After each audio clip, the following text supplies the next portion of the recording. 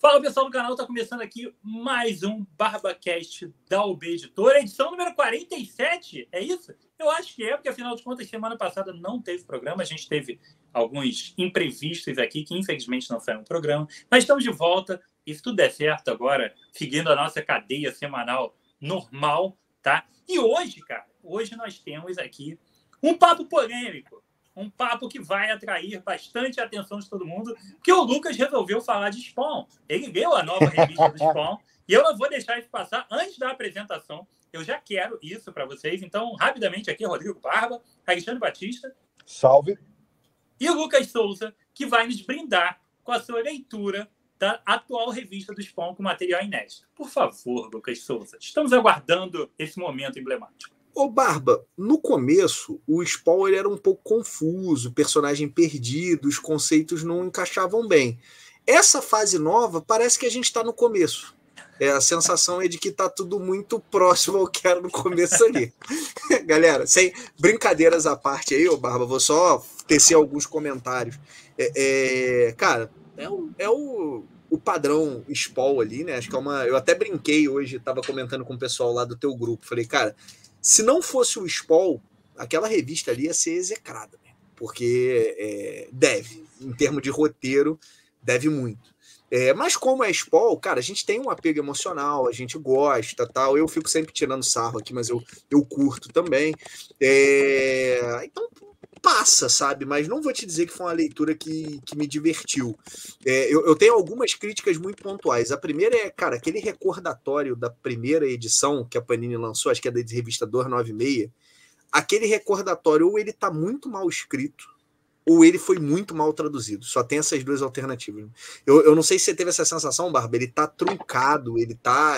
cara, você vai lendo assim, e é uma leitura que às vezes... Eu mesmo tava lendo e falava, cara, calma, peraí, o que aconteceu? Umas frases meio ambíguas. Eu não sei se isso é proposital do texto original, não tive a menor curiosidade de ler em original, já tô lendo em português, por favor, me deixe em paz. Tá bom. Né? Já é o suficiente. Ou não sei se foi a tradução. Então, cara... assim, não desceu legal para mim ali aquele primeiro ponto. Pode falar, Lê? Tá mudo, você vê tá que, ô, seu Lucas, a gente tem um corte falando...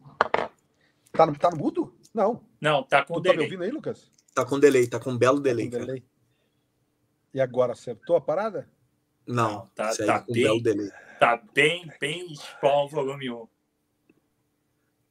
O roteiro não fala com a arte, você tá vendo? Exatamente. Tá desconexo, tá sem sinergia, roteiro e arte, tá vendo?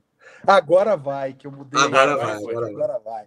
Não, você vê que a gente já tem até um corte do Lucas falando, pô, a galera quer falar que gosta de Spawn e tal, vem falar que foi erro da tradução e tal. Olha o argumento do cara hoje, cara. Ele já tá defendendo a parada. Não, já, eu não tô, olha só, eu não tô usando. Presente aqui, ó, quando tu tiver no corredor da morte dos fãs do Spawn, pra tu ficar que nem aqueles caras condenados da morte tocando gaitinha. Eu não tô dando desculpa nenhuma, eu só tô deixando claro que assim, eu não sei aonde que foi a cagada, mas tem uma cagada ali.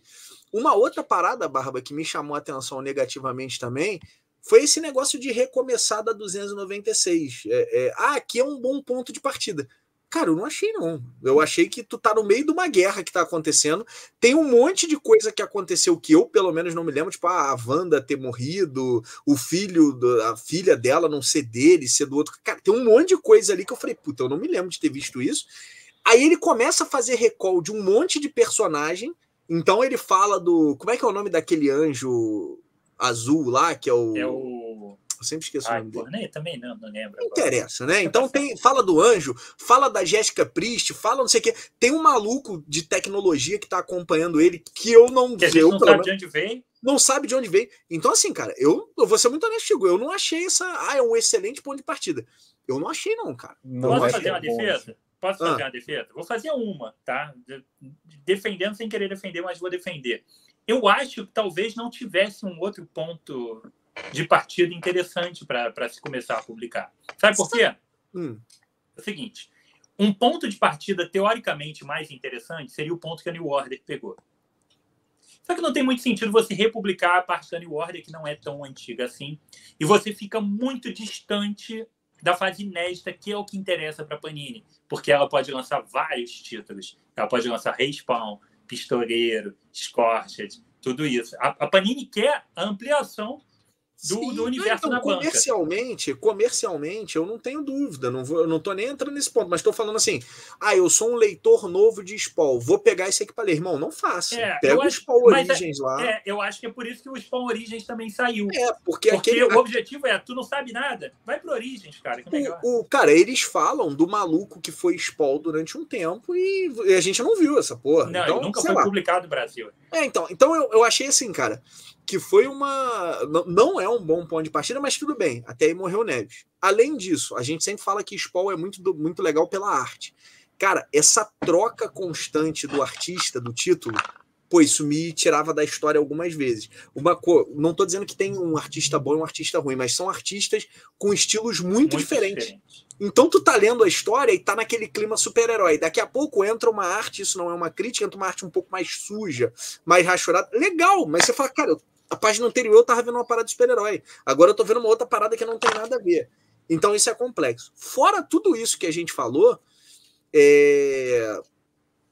não sei a tua expectativa, mas a minha, pelo que eu tinha lido da Pixel, era talvez um Spawn voltando para aquele lance do terror tal. Cara, a Pixel publicou aqui no Brasil uma fase de terror mesmo, de possessão e de tal. Eu falei, bom, de repente vai ter isso. E é uma fase muito super-heróica, né? Então, espalhou, como é que eles chamam agora? Espalhou o simbionte do Spawn e agora a mulher pegou um simbionte, a Jéssica Priest. Então ela é X-Spawn. Porra. Então, sabe, é meio duro de engolir, cara. Mas enfim, falei, tá, vai, toca o barco aí. Mas é isso, cara. Eu tive a sensação assim, falei, gente, legal, é uma história de super-herói ruim, regular, como outras que a gente tem por aí. Continuo falando, pode ser que melhore daqui a pouco. Alguém falou para mim que esse Rei Spawn é uma parada mais de terror, talvez tu goste mais, vão ter outros títulos, mas, gente, assim, em linhas gerais, que me perdoem os fãs, a parada deve muito. Vou continuar comprando? Vou ler até o volume 2. Não, vou ler o 3.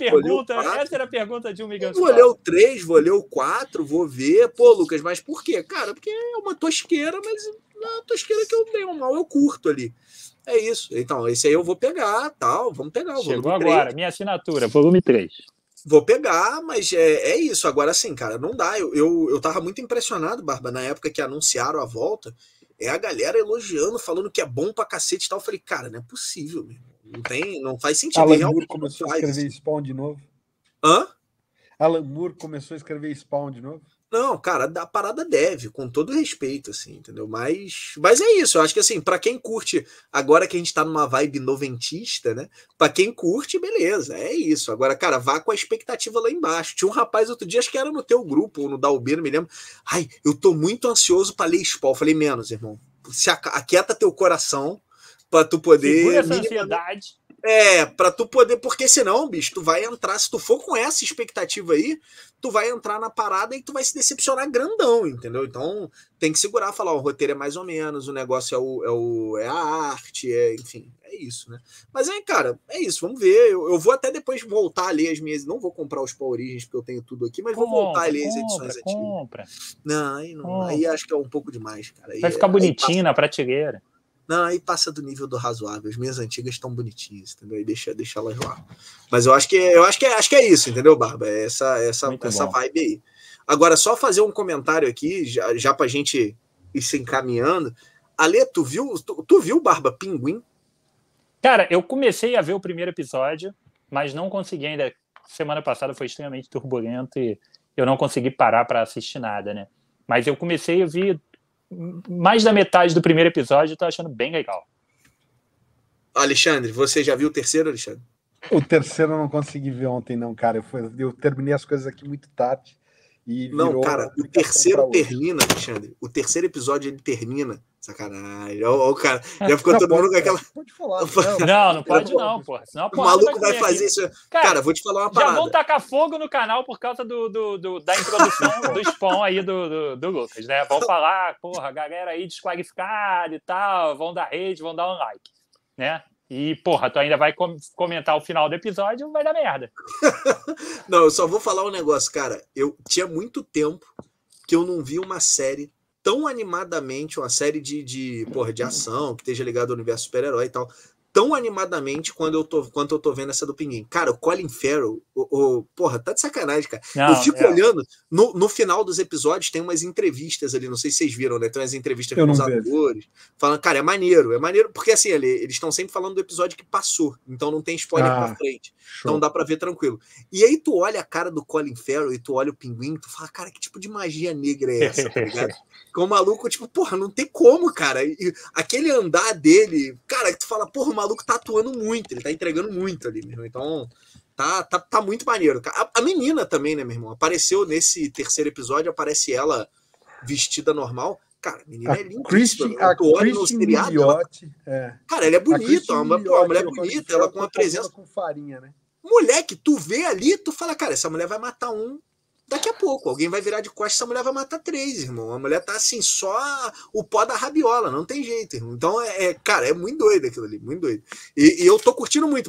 Segunda-feira, ontem, minha esposa... Vamos ver o terceiro episódio de Pinguim? Quem diria que um dia eu estaria animado para ver Pinguim e 0 animado para ver Coringa Delírio A2, né? Se me contasse isso... Tu não viu? Coringa Delírio A2?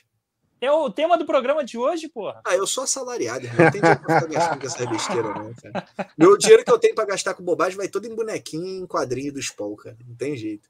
Tu chegou a ver, Agui? Vi na cabine, cara. Aproveite. Já que a gente tá falando só de coisa boa, né? A gente começou com a nova fase do Spawn. Por favor, nos brinde com uma rápida introdução de Coringa 2. Coringa tá no Arkham, na ala de segurança máxima do Arkham. Tu vai contar o filme não, porra. Não, é só a base. Diz pra gente. Isso aí é a base. Aí ele encontra a Lady Gaga na ala que não é de segurança máxima. Não é a Lady Gaga, é a Arlequina. É a Arlequina. E ele tá trabalhando com a advogada porque eles estão tentando um julgamento, o julgamento rola, o resto do filme é só o julgamento, fim do filme. Maravilhoso. E é musical. Então, a cada 30 segundos tem uma música. A ponto dele pegar o telefone e cantar no telefone com a Lady Gaga do outro lado, a Arlequina do outro lado no telefone. Cara, eu achei isso extremamente maçante. A Warner é bem interessante, né? O que passa na cabeça dos executivos da Warner?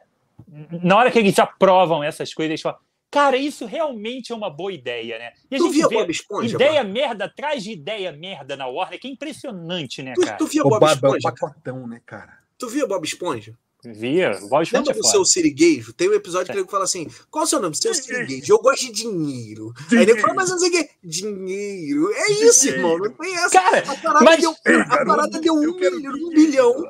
Vagabundo. Lucas. De novo. Tudo bem. Mas como você aprova essa merda, sabendo que isso não vai dar dinheiro, é óbvio. Eu não sou um executivo e eu sei. Barba. Você mete esse esquema de um musical, é um diretor visionário, ninguém entendeu o filme. Não é o filme que é ruim, é você que não entendeu porque a tua mente é muito pequena. Eu achei eles vão tomar um prejuízo. E o pior, cara, eles fazerem pitch correction na voz do Joaquim Fênix cantando, cara. Parece rapper com aqueles negócios de autotune, tá ligado? Eu achei legal, cara, duas matérias que eu li. Uma falando que a Warner estava tão confiante que nem fez sessão teste, de tão confiante que eles estavam. E 2, que agora a Lady Gaga tá chateadíssima, porque ela achou que esse era um filme onde ela podia levar um Oscar. Parabéns, Lady Gaga. O Arthur Fleck ganhou no primeiro, ela falou, de repente eu posso ganhar um Oscar agora em cima também, tal. E ela tá aterrorizada com as críticas negativas. Se o filme não fosse ruim, ela talvez até ganhasse, tá? Porque ela tá mandando bem. Ela manda muito bem no filme mesmo. Vou te falar. A Lady Gaga não há o que falar. Ela canta pra caramba, ela tá interpretando pra caramba. A Arlequina dela é até interessante como personagem, mas o filme, cara, não tem história. Você sabe por que o filme não tem história? É muito simples. Porque, nos anos 80, o senhor Martin Scorsese não fez a continuação do Rei da Comédia para ele poder copiar a porra da continuação. É simples assim. Ele pegou o roteiro do Rei da Comédia e botou o Coringa. Pá, tem um filme. Porra nenhuma, esse filme existe, eu tenho o DVD. Se chama Rei da Comédia. É o mesmo filme. A diferença é que não tem um anão chorando no quarto, que é a única cena que presta e original do filme, e nem a dancinha da escada. Talvez até tenha e eu não lembro. E o filme até se passa nos anos 70. Ele nem mudou porra nenhuma. Mas tá, esse é um outro ponto. Como o Scorsese, obviamente, nunca faria uma continuação. Acho que ele fez Do filme continuação de nenhum contínuo? filme.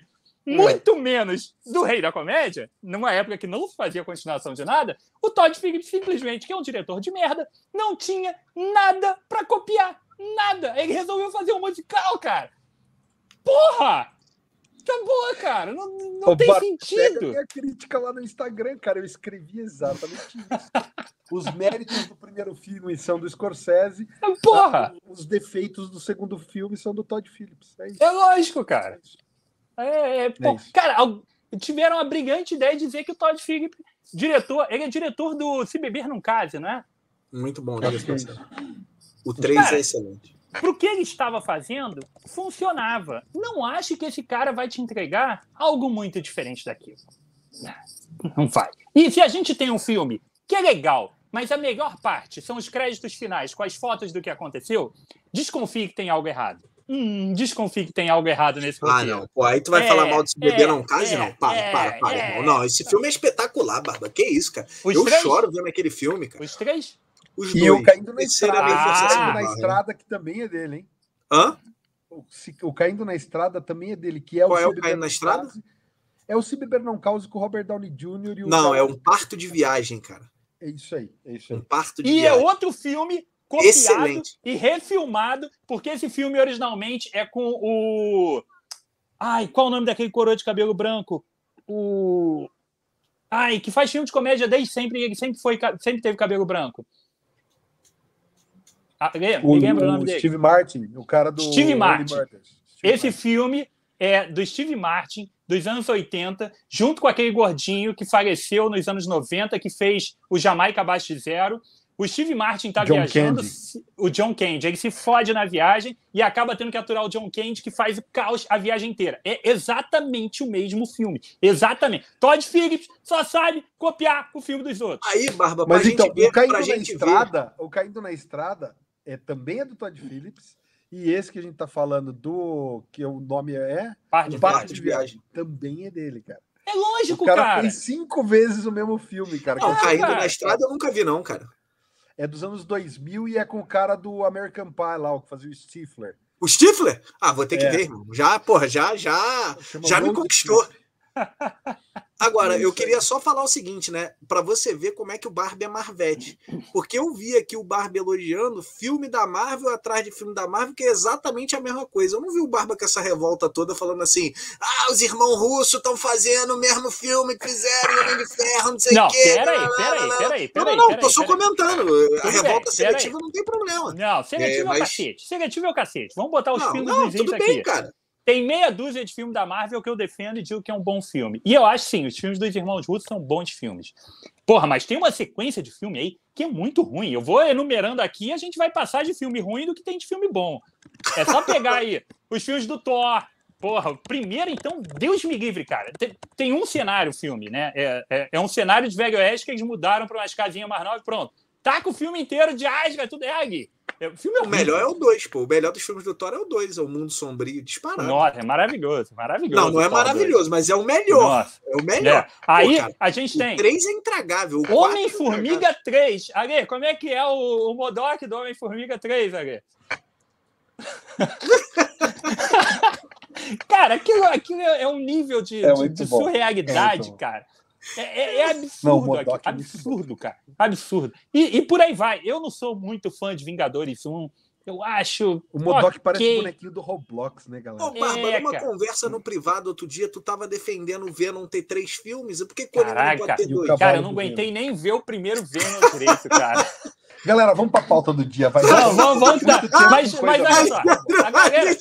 A galera já tá acostumada. Peraí, vamos lá. A galera tá acostumada que os primeiros 20 minutos são o nosso papo, são as nossas indicações, são nossas brincadeiras, né? A gente tentando ser cancelado, né? Os primeiros 20 minutos a gente flerta com os cancelamentos.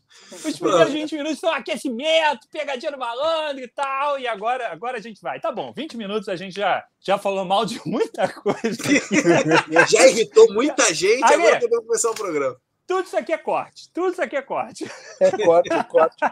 Tá Vamos lá, porque hoje, cara, a gente tem um tema bom. E o tema é bom, diferente de toda a tranqueira que a gente falou antes. A gente vai falar de coisa boa. E a minha intenção não é que acabe e termine aqui nesse programa. Eu quero que vocês, junto comigo, façam, né, com que esse programa se torne uma série, tá? A minha ideia, e eu propus aqui para os meus amigos, mas como falei, tudo depende de vocês assistirem, curtirem, comentarem, falarem, pô, a gente quer sim que continue. A minha ideia é fazer um especial pós-crise, tá? A gente pegar tudo que significou a crise nas Infinitas Terras para o universo DC e a gente fazer uma análise de como isso influenciou e mudou os personagens durante ali mais ou menos 20 anos, né? Então a gente vai pegar o período pós-crise que vai até o Flashpoint, quando a gente tem uma nova reformulação do universo DC e a partir dali as coisas mudam completamente, ou não, né? Depende do personagem, mas a ideia é a gente pegar e fazer uma retrospectiva de como foi, o que houve realmente de mudança, o que a gente teve de diferente nesse personagem e o que teve de interessante, as fases e tudo mais, para a gente fazer uma análise personagem a personagem, tá? A gente, obviamente, pode pegar grupos também, a gente pode pegar os Titãs, a Liga e tudo mais, e fazer essa brincadeira, mas, obviamente, tudo depende de vocês. Mas, para esse primeiro programa, a gente vai falar não só do maior super-herói de todos os tempos, o primeiro super-herói de todos os tempos, mas um dos personagens que foi mais impactado pela crise. Eu acho que ele talvez o Flash também tenha algum impacto grande pela troca de manto e tudo mais, mas o Superman é um pilar principal, não só da DC, mas também dessa mudança da crise nas Infinitas Terras. Então a gente vai começar por ele, e aí, se vocês realmente curtirem, a gente continua a partir daqui, aí mais ou menos uma vez por mês, brincando de fazer essa análise de pós-crise, tá? Então o Superman, a gente volta para 1938, né? Personagem sendo criado, o primeiro super-herói de verdade, com características muito diferentes e ainda sendo desenvolvido, né? Lá atrás, algumas características familiares, poderes, tudo foram sendo acrescentados com o passar do tempo. E esse personagem teve ali um desenvolvimento bem grande durante a Era de Ouro e um período, cara, que os quadrinhos, não que hoje não suportem, mas eles cabiam algumas viagens, digamos assim, com relação aos poderes e com relação ao desenrolar da história, que hoje para a gente pode parecer alguma coisa meio datada, algo meio inocente, algo meio fora da realidade, mas a gente tinha algumas extrapolações em cima disso no passado. O personagem foi desenvolvido, entrou na Era de Prata com superpoderes e um multiverso gigantesco, né? O que hoje para a gente é muito corriqueiro e relativamente fácil de se entender o conceito de multiverso. Aqui no Brasil, a gente tem o túnel do tempo, né? Mas lá fora a gente chama de Elseworlds, e agora também com o cinema, tudo trabalhando essa questão de multiverso é muito fácil. Só que em determinado momento o multiverso da DC, que já existia desde lá atrás, desde antes da gente sequer nascer, isso começou a se tornar um problema muito grande para a DC, né? A gente tem um mega evento, Crise nas Infinitas Terras, em 1985, nos Estados Unidos, aqui no Brasil, ali em 87, a partir de Novos Titãs, número 12, que começa a publicar ali. Você acha que sair pingadinho nas revistas é novidade da Panini? Porra nenhuma. A Editora Abril já fazia isso com maestria. Então, em 1987, sai em tudo que é título da DC, Superpowers, Superman, Novos Titãs, sai um pouquinho de cada uma das edições do evento, do mega evento Crise nas Infinitas Terras, que tinha como objetivo principal botar a DC num novo caminho, acabar com todo esse multiverso, deixar só um herói de cada, reformulado a partir dali para que fosse uma coisa mais coesa, mais fácil de se entender, né? E a gente teve uma fase extremamente interessante, a gente quase pode chamar de uma nova Era de Ouro, porque a gente teve uma revitalização muito grande dos personagens. Vários autores de altíssimo calibre foram chamados para reformular os personagens, para começar do zero, para criar novas mitologias e dar uma cara que seria a cara que a gente conhece de verdade. Uniformes foram forjados ali naquele período que se tornaram icônicos, mesmo que eles já existissem antes, mas eles tiveram uma repaginada. A gente teve toda uma reformulação muito grande do universo DC que perpetua até hoje. Embora a gente esteja num outro universo, mais ou menos, né, dos 952, a gente teve ali a criação do universo DC como a maior parte de nós conhece hoje, porque muitos de nós começaram a ler já com os quadrinhos pós-crise. Então, a gente tem esse período muito forte, sem contar que é o período maior, né? O pós-crise ali durou 20 e poucos anos, e a gente ainda não tem esse período dentro do pós-Flashpoint, dos 952. A gente ainda não tem um período tão grande de quadrinhos quanto a gente teve. E a gente tem o Superman, então. Superman surge com John Byrne, que vai começar do zero o personagem de novo, né? Trazendo a arte dele maravilhosa, o uniforme clássico numa versão espetacular, recalibrando os poderes, tirando alguns excessos, e é sobre isso que a gente vai falar. Eu falei bastante já, eu queria só que vocês dessem para mim uma pincelada a respeito desse Superman pré-crise, para depois a gente entrar de verdade no Superman pós-crise. Superman da Era de Ouro, da Era de Prata, Superman de múltiplas terras que tinha lá, cabelinho branco aqui do lado e tudo mais. O que a gente tinha de tão diferente desse Superman que depois precisou ser revisto quando a gente entrou na fase de John Byrne? Ô, Barba, eu acho que tem uma coisa que é interessante, que você falou que era um período de tempo, né? 38, década de 40, 50, porque você tinha as aventuras do Superman no rádio. E nesses primeiros anos do Superman nos quadrinhos, muita coisa surgiu na radionovela do Superman, né? Então, o Jimmy Olsen foi um personagem criado na radionovela e depois foi para os quadrinhos. Tem muita coisa que surgiu nessa radionovela do Superman e depois veio para os quadrinhos. Então, eu acho que primeiro é bacana citar isso, porque você vê, a gente, hoje em dia para ouvir radionovela mais, né? A galera para ouvir podcast, que é uma radionovela de certa forma, né? Que talvez precise começar o formato de quadrinhos em podcast. Mas eu acho que tem essa coisa do multiverso. A primeira coisa que me chama a atenção é o quanto o Superman virou overpowered. Principalmente o Superman da Terra 2, que é o Superman de 38, que tá mais velho, com o cabelinho branco do lado. Porra, o cara era o cara que arrastava planetas, né? O cara tinha um nível de força que já não dava para escrever história com o cara, porque nada consegue pegar o cara. Então, acho que esse é o primeiro ponto que a crise tenta dar uma mudada. Corrigida, né? Um downgrade dos poderes, tanto do Super da Era de Ouro, quanto do Super da Terra 1, que também era, né, imbatível, que era o Super de 35 anos ali, 40 anos, não era tão velho, mas ele também era bem overpowered. Lucas, pensa em alguma coisa, cara? Cara, eu acho que tem essa questão do overpower. Primeiro, assim, legal dizer o seguinte, né? Muita gente critica aí os 952 porque ele é um reboot que ele não zera tudo. A crise também não zera tudo, né? Então o Flash continuou a partir do momento que o Barry Allen morreu, ou seja, tem consequência da crise ali.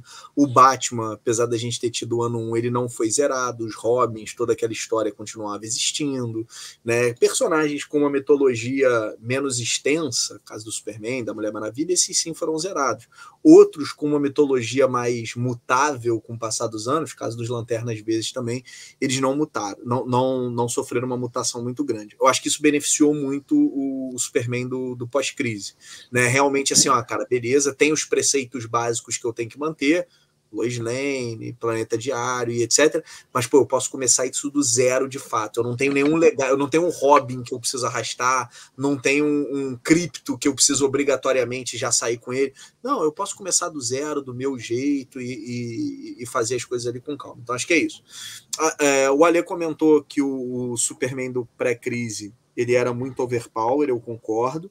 E eu acho que tem um outro ponto ali. A história dele era muito confusa, né? Porque é o que o Barba falou, é um personagem que está vindo desde 39 e ele não teve nenhum grande alinhamento ali de, olha, é exatamente isso que aconteceu. Não, cara. As mitologias foram sendo criadas no melhor estilo Spawn, né? Um joga uma coisa aqui, outro joga outra coisa ali, aí um contradiz o outro e tal, né? E a coisa foi assim.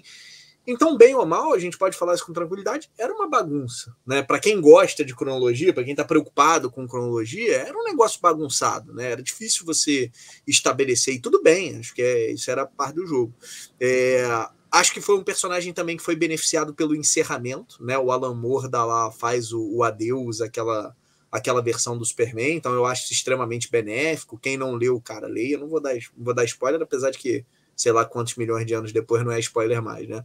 Mas é uma história que eu acho o final dela muito legal. Acho que tem um plot twist bacana ali que é meio A gente estraga um pouco a surpresa quando a gente fala das últimas páginas. Mas é um adeus muito legal que ele faz ali com o Superman. E você fala, ó, cara, aquela versão do Superman que você tinha lá, dá um beijo para ela se foi.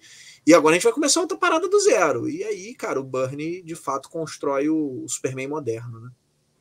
Eu acho, Lucas, falando desse adeus, cara, que a gente tem 3 adeus grandes aí, né? Que é o Superman da Terra 1, que é o final do Alan Moore, que é maravilhoso, tô contigo. A gente tem o final do Superman da Era de Ouro, que também é poético. Se a gente for pensar no que o Jones fez anos depois na Crise Infinita, ele sim. tem outra. Mas é um final super poético para o Superboy primordial e para o Superman primordial, que é o de 38, velhão.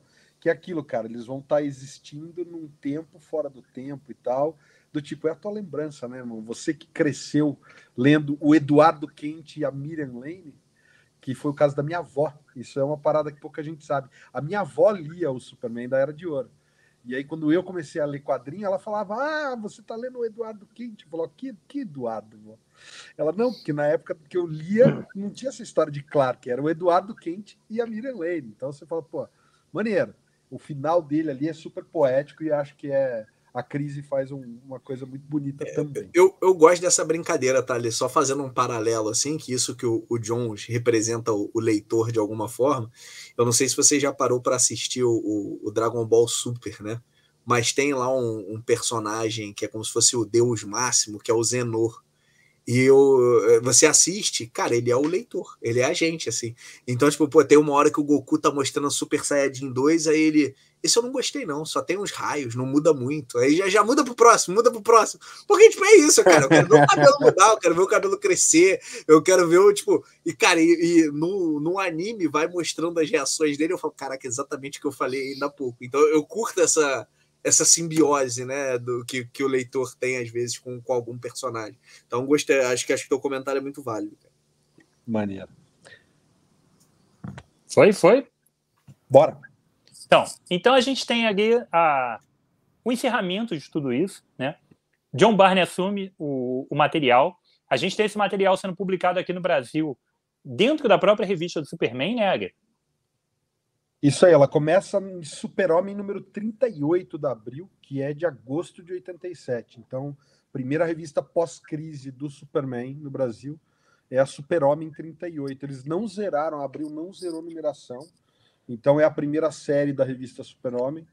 E dali para frente é só pós-crise, né? Pô. E a Abril deu uma sorte, digamos assim, que ela pegou o material em 1984, no meio de 84, tem até um programa aqui no canal falando das publicações de 84 da Editora Abril, e pouco tempo depois ela tem a oportunidade de pegar a Crise, né? Então ela pode brincar com os títulos ali e ter uma revitalização boa de uma coisa que ela publicou poucos números, né? Então é bem legal.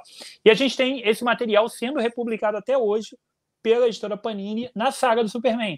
A saga do Superman nada mais é do que esse título que saiu em Superman número 38, da Editora Abril, e é a revista zerada nos Estados Unidos, foi zerada a numeração, e a gente passou a ter Action Comics e Superman a partir do número 1, né? Então a gente tem essa reformulação sendo feita ali pelo John Byrne, material sendo republicado, agora a gente está na segunda temporada da saga do Superman, republicando todo esse material. Essa primeira fase, tá? Esse primeiro início, que é a fase... Porra, talvez, cara, não sei se vocês concordam, mas acho que dentro da cultura popular, dentro do imaginário popular, é a coisa mais clássica que existe Superman. É a fase definitiva, é a fase que todo mundo ouviu falar, e é a fase que define muito a essência do Superman moderno, né? Que é essa parte inicial do John Byrne. O que ela tem de característica e qual é o período exatamente ali que realmente compreende esse novo Superman, a gênese desse novo Superman? Eu vou deixar o Lucas falar mais a fundo disso, cara. Mas eu queria fazer um comentário antes. Eles começaram também aquela revista Adventures of Superman, que não zerou, mas tinha já 3 revistas, né? O Superman já sai com 3 de cara. A Crise, ela tinha uma preocupação, a pós-crise tinha uma preocupação muito grande, Bárbara, em meio que eliminar... Pô, é difícil falar eliminar elementos fantásticos se a gente tá falando de um cara que vem de outro planeta e sai voando. Mas a gente teve nos anos 50 e 60 coisas muito mirabolantes, né? O cara estala o dedo, viaja para outro planeta, tem criptonita de tudo quanto é cor e tal. A gente teve um Superman que lia mentes e tudo, né? Sim, sim. Você tinha todo tipo, o Batman, enfim, era uma bagunça e eles não estavam preocupados com o nível de fantasia da coisa. O pós-crise, embora, né, a gente esteja falando de caras que voam, ele tinha uma preocupação, pelo menos nesse início, pelo menos nos primeiros 10 anos, de tudo ser muito embasado em coisas que pudessem ser cientificamente explicadas. Então, você tem, por exemplo, quando o Krypto surge nas histórias do pós-crise, ele é um cachorrinho de rua que o dono do bar adota, vai homenagear o Superman, vai escrever o nome Krypton, porque é o planeta de onde o Super veio, e na plaquinha não cabe o N, então ficou Krypto. Então não é um cachorro que fala, que nada, entendeu? Então, eu acho que isso é uma coisa que talvez, para aquela época, fosse essa sacudida, porque a HQ era coisa para criança, super fantástica, super cheia de firula, e de repente você tem uma pegada que com boa vontade da parte do leitor, você consegue até acreditar que, pô, existem alienígenas. E se eles caírem no nosso planeta e o corpo do cara é uma bateria solar, então você começa a ter esse viés pseudocientífico que leva para uma coisa mais tangível, talvez. Então eu acho que isso é um dos elementos que eu acho que faz muita diferença. Mas aí todos os outros eu vou deixar para o Lucas falar, porque a gente concorda nisso em grande parte. Então, vamos lá. Acho que a primeira coisa legal dizer assim, né? A gente vira e mexe, brinca aí, critica, mas, cara, isso aí que a Panini fez foi realizar o sonho dos leitores. Eu duvidava que ela fosse conseguir chegar até o número 14. Ali no número 14, o Byrne, ele fecha, né, a participação dele ali no Superman. Acho que é 88, se eu não estiver falando besteira, né? Quando ele sai, 88, 89, enfim. E ele fecha, e, cara, é uma passagem que ela é marcada por algumas coisas que bem ou mal estão sendo colhidas até hoje. Eu acho que o primeiro, ele define de maneira final, né, a relação do Superman com os pais. Então, não que a gente não tivesse visto isso antes, ou etc., mas isso nunca tinha sido explorado da forma como o Byrne explora ali. Então, é a mãe do Superman que faz o uniforme para ele, os pais apoiam ele em todo momento. Quando depois que ele aparece a primeira vez, que ele, cara, se sente sobrecarregado, é para a fazenda que ele volta para poder falar com os pais. Então, tem uma relação ali de bom filho, né, que é muito legal. Acho também que ele dá o tom definitivo do escoteirão, né? O Superman dele, não é que o Superman dele não agrida, né, no sentido de combater e tal, mas é um Superman que, de maneira geral, ou ele tenta outro caminho primeiro, ou ele agride da forma mais legal possível, se é que isso existe, né? Ele não vai... É totalmente diferente de você pegar o Batman ali da época, é bem, bem diferente. E ali já era um Superman, comparado ao anterior, que ele é um pouco... Acho que eu posso usar esse termo, ele é um pouco mais abusado, né? Ele é um Superman que ele é autoconfiante pra caramba, assim, né? Ele sabe o que ele é o Superman e tal, então ele tem um ar de autoconfiança que eu acho que é muito legal também. Então, acho que esses são alguns dos elementos principais do Superman, né? Paralelo a isso, você tem, por exemplo, a criação de um Lex Luthor totalmente diferente do que a gente estava acostumado. Lá nas primeiras edições, tem uma história, inclusive, do Lex Luthor, né? Eu não sei quem lembra, eu lembro o nome ali da história, mas é uma história que ele para numa lanchonete no meio do nada, e a história é ele atormentando uma mulher que serve na lanchonete. A história é isso, não tem mais nada ali. Então é ele plantando a dúvida na mulher, tipo, como se ele estivesse dando uma oportunidade para ela de mudar de vida, e aí ela fica confusa e tal, e quando ela vai dar a resposta dela, que a gente fica sem saber que resposta seria essa, ele não tá mais lá. E aí ele mostra a face cruel dele, que é, cara, ela vai ficar com isso na cabeça o resto da vida dela, pensando, caraca, e se eu tivesse feito, e se eu tivesse falado, e o que eu faria mesmo de fato. Então, eu acho que ele cria... Essa tá naquela biografia não autorizada de Lex Luthor, não é isso? Não, cara, eu acho que ela tá numa... subplot, não é? Eu acho que é um subplot. Não, acho que não, cara. Acho que essa tá numa... É uma historinha do Byrne mesmo. E aí ele estabelece ali o Lex Luthor, né, não mais como um cientista maluco, que o Lex Luthor ainda tinha muito esse ar de cientista louco, esse que ele até vai ganhando depois de novo, né? O Lex Luthor das revistas atuais, por exemplo, tem um pouco essa pegada de cientista, de inventor, mas ali não, ali você tem um empresário extremamente cruel, né, que domina Metrópolis, e eu acho que ele estabelece isso muito bem. Além disso, a gente tem todo o entorno do Superman, que se a gente for parar para pensar, é o mesmo que o Byrne criou.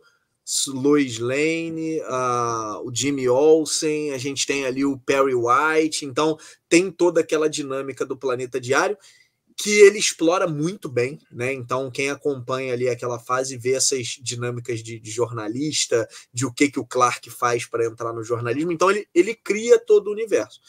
Tem bizarrices ali no meio?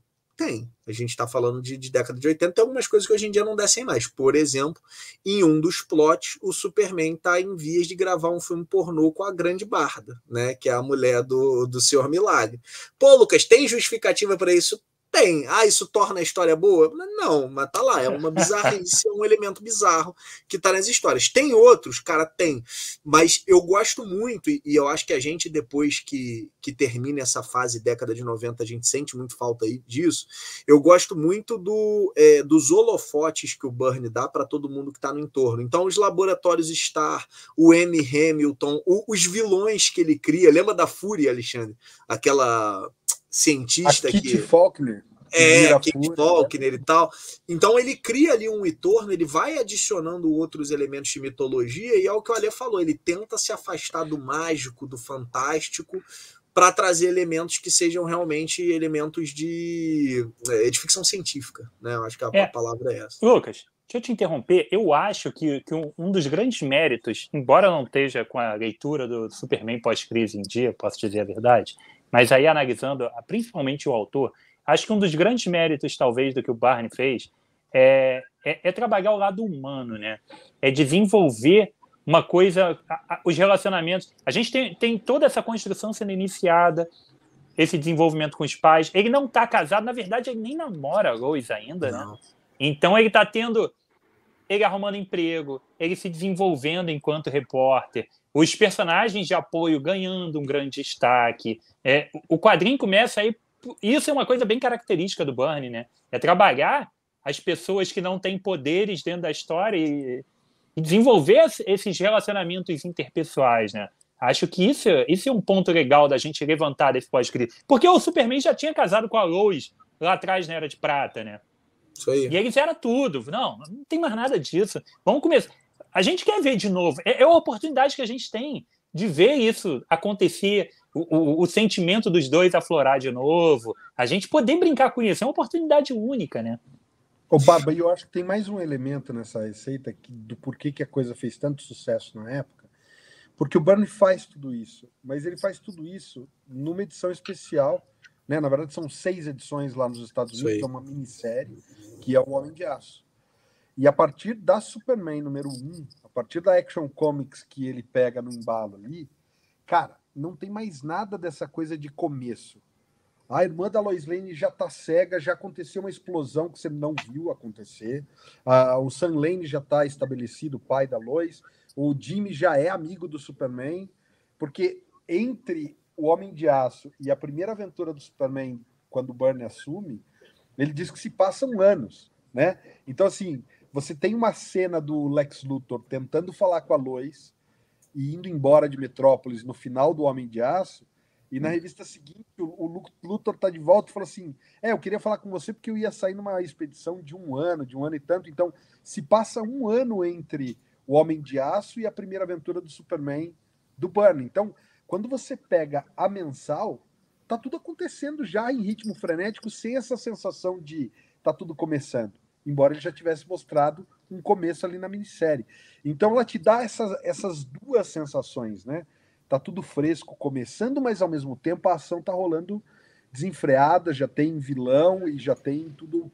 Isso é legal. É legal tu falar isso, Ale, porque aí eu até lembro do Dragon Ball também, que é uma coisa que não é característica dos quadrinhos norte-americanos, porque existe a cronologia eterna e constante, né? Você não tem como dar grandes saltos temporais na história.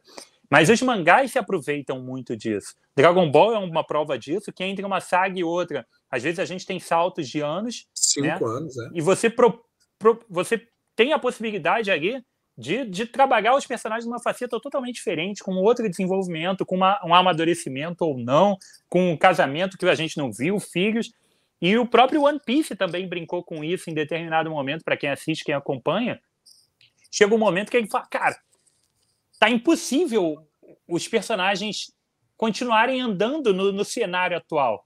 Então ele dá um salto de 2 anos na história para os personagens terem uma elevação de poder, subirem para um outro nível de amadurecimento e tal, para que eles consigam continuar dentro da história. Então, e nos quadrinhos de super-heróis isso não acontece, né? Então é legal que o Burney tenha feito isso. Cara, o Jimmy, na minissérie, ele mal aparece en passant, conhece o Clark ali, já era. Na próxima aventura que o Jimmy aparece, ele tá namorando a irmã da Lois, ele já tem um relógio sinalizador, ele chama o Superman porque é o primeiro ataque do Sanguinário, né, que a gente viu no filme mais novo do Esquadrão Suicida, lá, o Bloodsport. E aí o Super ainda vira e fala assim, pô, né, você tá acionando o relógio? Não, prometo que dessa vez é sério. Eu já aprendi minha lição, não vou acionar o relógio por motivos. E você não viu esses motivos? Sim, e funciona. Funciona. Você fala, tá, o Jimmy fez o relógio, você vai ver isso retroativamente numa história mais pra frente, como o Jimmy fez o relógio e tal. Mas, cara, é maneiro você já pegar a parada acontecendo, né? A coisa já formada. Aparecem, cara, outros personagens, os Titãs aparecem numa aventura, e é do tipo assim... Aí o Burney começa... o Burney começa a inserir ele no universo DC. Aí tem um monte, né? Acho que tem uma aventura do Gavião e da Moça Gavião, que é bem legal também, da mulher... Que eles já conhecem o Superman. Aí você vai vendo ele se estabelecendo ali. Cara, é bacana, assim. E vou te falar, Barba, isso é legal de dizer. Não é a minha fase favorita do Superman, é a de muita gente, mas a minha não é. É a minha do Peter Tomasi. Mas, cara, sem sombra de dúvida, é a fase mais importante e a que melhor envelheceu do Superman, sem dúvida. É um negócio, se der para um leitor novo hoje, volto a dizer, tem uma bizarrice ou outra lá, vídeo o pornozão da Barda. Mas vai ter uma doideira ou outra lá no meio. Mas, cara, o ritmo da história funciona bem, o Burney escreve. Para quem curte, por exemplo, a Tropa Alpha do Burney, né? Cara, é aquele estilo ali que ele tá fazendo, entendeu? Eu não vou falar que é o estilo dos X-Men, porque os X-Men são diferentes, né? Pelo fato de você ter muitos personagens muito icônicos juntos e tal. É muito estilão da Tropa Alpha ali. Então é bem legal isso, sabe, cara? Eu acho que são histórias que funcionam bem, é um negócio que dá gosto de ler, e vale dizer, não tinha saído completo no Brasil. A Abril tinha publicado, eu fui atrás de tudo que tinha saído, mas tinha saído picotado, um pedaço de um lado, outro no outro, e, cara, e a Panini trouxe pra gente 14 volumes. Se ela tivesse parado a saga do Superman aí, já teria valido a pena pra caramba. Agora, deixa eu voltar no ponto dos poderes, Lucas. A gente tinha esse super ultra overpower antes, né? E o Burney estabelece o super que a gente conhece, né? Qual é o padrão básico ali dos poderes pós-crise? Quem é o super do pós-crise? Cara, super força, dentro de um nível aceitável. Num nível, né, bem razoável, tanto que ele tem dificuldade para trocar soco com outros caras. Super sopro, raio, voo, acabou aí, né, Lê? Não me lembro de nada. Ele tá com a super velocidade. Visão de calor, raio. Visão de calor. Falou de raio. Ele tá com a super velocidade, mas não de viajar no tempo. Não é um negócio absurdo. Não é um negócio absurdo. E dá para ver, Barba, que eles estão, na verdade, tentando ajustar a sintonia fina disso. Tem uma aventura logo no começo que o Super é jogado embaixo dos escombros de um prédio com os robôs que são feitos a partir de uma tecnologia do professor Emil Hamilton. Que ele desenvolve. E o cara, ele tá lá, cara, não, eu preciso empurrar, eu preciso continuar empurrando para sair debaixo de uma pilha de escombros, tá ligado? Em seguida, ele não é tão fraco assim, ele consegue entrar pelo solo, cavar em volta, tirar o solo e pegar a base do negócio e levar para outro lugar. Então, assim, e a justificativa é justamente essa coisa do corpo dele ser uma bateria solar. Então, tudo depende muito do quanto ele gastou de energia numa determinada missão. Então, vão ter aventuras que ele vai estar mais fraco, porque passou por um esforço repentino numa aventura anterior, e outras que, sei lá, o cara curtiu a praia lá no final de semana, segunda-feira o cara tá energizado, tá ligado? Então, Pegou um sol, né? Eu acho até maneiro, cara, do ponto de vista de roteiro, porque é uma forma de você ir oscilando o nível de poder sem ficar aquela coisa do tipo, o cara é super forte ou ele tá muito fraco. Você consegue ajustar de acordo com a história, do que a história precisa. Então eu acho que isso dá uma dinâmica maneira, porque você nunca sabe se um tiro vai afetar o Superman ou se vai ricochetear. É a famosa cena da morte do Superman, que o primeiro soco do Apocalipse, ele simplesmente estufa o peito e pum!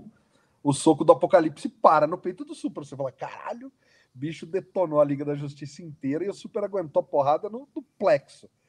Em seguida, o Apocalipse dá uma voadora na barriga e o Super sai arregaçado. Então, eu acho maneiro isso. Eu acho muito maneiro. Barba, chegaremos aí. É legal aí. dizer que ele não abandonou. A gente está falando muito aqui de trazer a ficção científica, tal, etc. Mas ele não abandonou os elementos fantásticos. Tanto que, não sei se é no quarto, quinto volume, alguma coisa por ali, a gente tem a primeira história do duende da quinta dimensão. Cara, a partir do momento que tem um duende da quinta dimensão, parceiro, já não tem, já foi pro saco, né, já foi. E funciona, entendeu? Então, a versão que ele estabelece aqui, inclusive, é a mesma que é usada até hoje, cara. Ninguém muda. Até teve uma tentativa, uma época, de fazer um vilão, né, uma versão sombria, mas que, graças a Deus, foi rapidamente abandonada. Mas é o que fica até hoje, assim. Então ele cria esses elementos e ele brinca muito com o Darkseid, né? Ele vai no decorrer das edições, tinha tido, vale lembrar, né? Nessa época tinha tido lendas, tal. O Darkseid estava meio que se estabelecendo como a grande ameaça oculta do universo DC ali e tal. E ele vai brincando com isso. Então, vira e mexe, tem Vovó Bondade, né? Aí tem esse contexto aí da Barda, aí tem um outro cara que aparece. Você vai tendo uma construção ali de um possível embate, etc. Então isso é bem bacana também. A gente tem mais algum grande vilão mencionado nessa primeira fase aí do John Byrne ou não? Eu acho, Barba, que é exatamente aquilo que o Lucas falou. Como ele começa a trabalhar bastante coisa, é legal porque você sai um pouco, e eu acho isso, tirando o Tomasi, que eu acho que tem uma fase também, como disse o Lucas, muito sólida. Vira e mexe, você tem essa coisa de sempre o vilão é o Luthor, sempre o vilão é o Luthor, Uhum. ou você tem as tentativas tipo o Bendis lá, que criou o Rogol Zar, que não deu em nada. É isso aí. Nessa fase você tem o Byrne plantando coisas que depois o Jurgens vai usar muito bem, que cara, começa a surgir elementos do Cadmus, começa a surgir né, tem o Paul Westfield no Cadmus, você tem o Predador começa a aparecer aí, que é um vigilante. Primeiro ele está ali num certo embate e tal, que é um vigilante de Metrópolis ali, no estilo Batman da coisa, meio Capitão América e tal. Então eu acho que o Byrne começa a explorar outros tipos de vilão, né? Você tem Metalo, que é o John Corbin surge ali nas primeiras revistas do Byrne, o Metalo é uma bela de uma encrenca pro Superman toda vez que ele aparece. Ele gosta muito daquela Banshee prateada também, né, cara? Sim, tem. A Blaze aparece também. Eu não lembro se a Blaze já é Jurgens ou ainda é Byrne.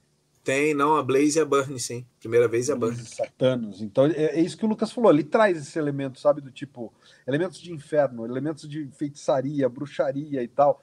Ele vai colocando tudo quanto é tipo de vilão em diferentes esferas. Então, Metalo é mais uma coisa, né, de guerra, né, um ciborgue ali, vitaminado com kryptonita. Banshee é totalmente magia. Blaze é uma coisa arcana. Eu lembro do Galhofeiro, cara. O Galhofeiro, que é um cara que ficou puto do nada, porque não foi bem num programa de televisão, e o cara decide virar um super vilão. Então é bizarro, cara. Então, ele o Coringa do Todd Phillips? Menores. Não, ele é o Coringa do John Byrne. Achei que era o Coringa do Todd Phillips, o Galhofeiro. É tipo isso, cara. Mas vou te falar, cara, até que o do Galhofeiro funciona, entendeu? Mas, enfim, ele vai brincando com esses vilões menores, né? E aí, vamos lá. Nesse momento é legal a gente falar também, tem um outro ponto que é interessante antes da gente... E se vocês ainda tiverem alguma coisa para algum momento marcante aí que vale a pena a gente levantar sobre John Byrne, vocês levantam. É legal que nesse momento, a gente não tem a Liga da Justiça como a gente conhece, né? A gente tem a Liguinha acontecendo, que o Superman não faz parte, né? A tão famosa Liguinha, que também foi reformulada. E esses personagens principais, a Trindade como um todo, né? Eles não tinham, digamos, autorização para estar na Liga, porque eles estavam sendo reformulados. Então, esse é um período do Superman fora da Liga da Justiça, né? Então a gente tem o John Byrne estabelecendo novos conceitos, reformulando completamente o Superman, sem se preocupar muito com o universo DC, que também estava sendo reformulado e aos poucos ele vai reintroduzindo, e sem precisar se preocupar com a Liga da Justiça. John Byrne termina, então, como falei, se vocês tiverem algo para acrescentar, vocês acrescentam. A gente, na esteira, a gente vai para onde? Pós-John Byrne. Antes de falar disso, o Ale vai comentar aí, mas queria falar de um negócio que o John Byrne fez que as pessoas esquecem, que foi estabelecer o relacionamento do Superman e da Mulher Maravilha, né? Ficava todo mundo naquela ali de, cara, agora é um Superman solteiro, a Mulher Maravilha tá ali, e Tá aí, solteira. será que vai rolar o trelelê? Será que rola? Será que não rola? E ele estabelece aquilo, cara, eles são muito poderosos, mas eles são muito diferentes, né? Então o Clark até brinca, o Superman brinca em um determinado momento, fala, pô, você é uma princesa e eu sou um rapaz do Kansas, né? Porque é isso, ele é o Superman, mas, cara, ele é o garoto que foi criado na fazenda. Do interior, né? O moleque do interior. Então é legal você ver ele estabelecendo esse relacionamento dos dois. Ele fala, cara, faz sentido o que o Byrne fez, legal, deixa rolar, tá bacana pra caramba. E o Byrne até brinca depois com... Esse é o legal dessa coleção Saga, né? Que você consegue ver isso depois. Depois aquilo tem consequências, porque a Lois ouve que o Superman tá namorando com a Mulher Maravilha e tal. Então tem umas paradas legais. E essa parte interpessoal dos personagens, que não é novidade para ninguém, o Byrne faz isso muito bem. Pô, fez isso bem com o Hulk, não vai fazer com quem, né? O Byrne faz isso muito bem. Ele é muito bem desenvolvido. Então, cara, é uma aula, assim, uma aula de narrativa, não tenho o que dizer. E a conclusão é muito boa, né, cara? Quando os dois olham e falam assim, né? Eu acho que ela é delicada, né? Não fica aquela coisa do tipo, um relacionamento que em qualquer momento pode voltar, né? Não, o cara ele dá um tanto que a lei tentamos, mas não funciona. Isso só vai voltar lá nos 952, que eu até acho bem desenvolvido, tá? Sei que a maioria das pessoas não gosta, eu gostava. Chegou a ter lá a revista, né? Superman, Mulher Maravilha, eu achava ok, achava legal. Mas o Byrne ali, ele dá uma solução muito bacana, assim, muito, é o que você falou, classuda pra, cara, maneiro, nós somos os dois mais fortes, somos bonitos, somos sarados, belos, mas, porra, somos totalmente diferentes, então melhor não, vai. Mais ou menos isso que ele faz, né? Deixa o super sexo pra lá. Falando de roteiro... Deixa o super sexo pra lá. Tipo isso. Em termos de roteiro, o Marv Wolfman estava escrevendo o Aventuras do Superman e o Jerry Ordway desenhando. E aí, depois que o Byrne sai, o Ordway começa a escrever e desenhar. Entra o... não é o Carl Kiesel, é o outro, que escrevia Thor também. Jackson Guys também não é. Enfim... E entra o Dan Jurgens, né? O Dan Jurgens assume logo depois que o Byrne para. Mas tem... o Roger Stern, cara, lembrei. Roger Stern, isso aí. Roger Stern escrever. Então, não é que sai peso pesado e a coisa cai. Sai um peso pesado e entram 3 no lugar, né? Não, e vale dizer, cara, assim, que o Byrne ainda deixa um rabinho ali pro pessoal resolver, que é o lance da Supergirl, né? Sim. Que ele traz a Supergirl de volta pro universo regular, a Supergirl que a gente não via desde do seu sacrifício. Não é ainda a Supergirl, depois a gente descobre toda a história dela lá, né? A tal da Matriz. Mas cara, é bem, bem interessante, e ele meio que deixa essa bomba pra galera ali, né? Fala, ó, galera, fiz isso aqui e bola com vocês. O maneiro para mim, Lucas, é que eu acho que é muito... Essa fase ela é muito orgânica, porque você não sente a saída do Byrne.